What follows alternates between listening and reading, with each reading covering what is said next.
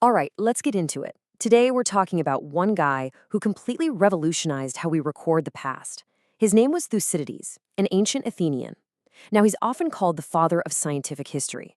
But as you're about to see, the story of the man who invented truth is, well, it's a whole lot more complicated than that. So, let's start with this question, because it's the exact same one Thucydides himself was wrestling with.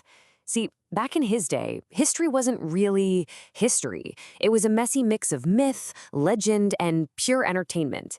And he looked at all of this and saw a huge problem.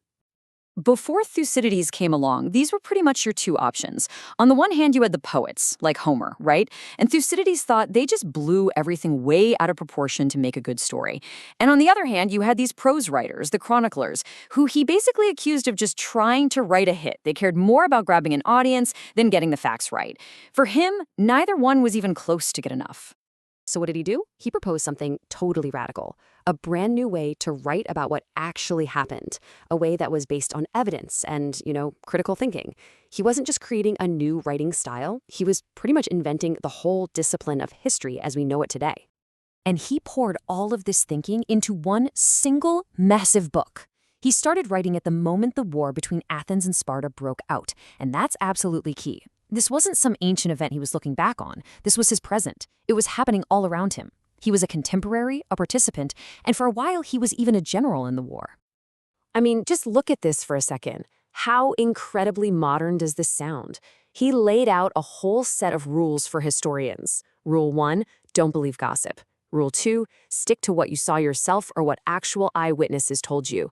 But then, and this is the really amazing part, rules 3 and 4, don't even trust them completely. You have to cross-check everything, and you have to remember that people have their own biases. Their memories aren't perfect. For the 5th century BC, this is just mind-blowing stuff. And this quote, it just sums up his whole philosophy perfectly. He believed that getting to the truth is hard work. He basically says that most people are lazy, right? They'll just grab onto the easiest, most convenient story. He saw himself as the guy who was willing to do the tough, painstaking work that nobody else wanted to do. Okay, so up to this point, Thucydides seems like the perfect historian, doesn't he? Super rigorous, critical, totally dedicated to the facts. But his method has a gigantic twist. And it's a twist that people have been arguing about for thousands of years. Right. His book is famous for these incredible, moving speeches by generals and politicians. You've probably heard of Pericles' funeral oration. These speeches are where we get the deepest insights into what motivated everyone. But think about it. How on earth could he have remembered them all word for word? And there it is. In what might be the most honest and, for a historian, the most jaw-dropping admission ever put to paper. He just tells us, flat out. He says he couldn't remember the exact words, and neither could anyone he talked to. So he wrote what he believed the speakers should have said, what fit the moment. So the most important speeches in his book, they're not quotes. They're his own reconstructions. Wow. So that admission, that bombshell, really forces us to ask a difficult question. Does this completely undermine his whole project? This is the heart of what scholars call the Thucydides problem. And this table really lays out that problem beautifully. I mean, his strengths are massive. He was there. He told us his methods. He was even critical of his own side, Athens, which is why people trust him. But the weaknesses are just as big. He made up the speeches. He's very selective about what he includes, and he's definitely focused on the generals and the nobles. But that last row, that's the real kicker. His greatest strength is that he's an irreplaceable source for this war. And his biggest weakness? For a lot of it, he's our only source, which means we have no way to check if he's right. Here's a funny twist of fate. Thucydides was actually exiled from Athens for 20 years. He failed a military mission, and they kicked him out. But this total personal disaster might have been the best thing that ever happened to him as a historian. Why? Because it got him out of the Athenian echo chamber. It let him travel around, meet people on all sides of the war, and get perspectives he would have never gotten otherwise.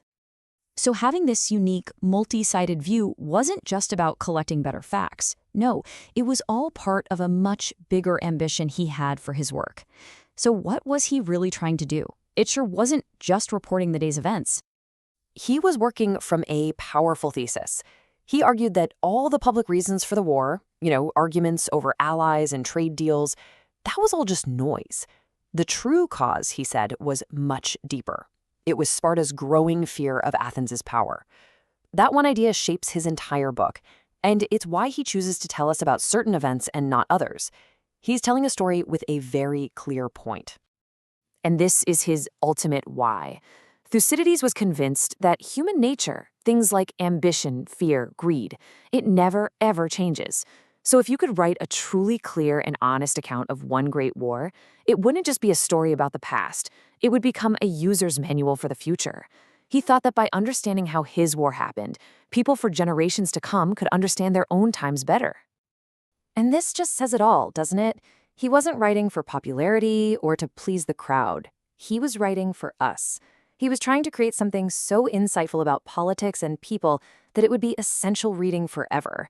And, well, here we are, 2,500 years later, still talking about him. So, mission accomplished, I'd say.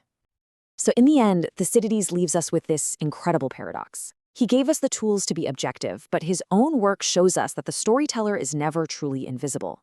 The historian always chooses what to focus on, what to leave out, how to frame the narrative. And it makes you ask a question that feels more important now than ever. If the guy who literally invented the search for historical truth had his own angle, can any history be truly objective? Or is every single thing we read, from an ancient text to a news report today, ultimately an argument?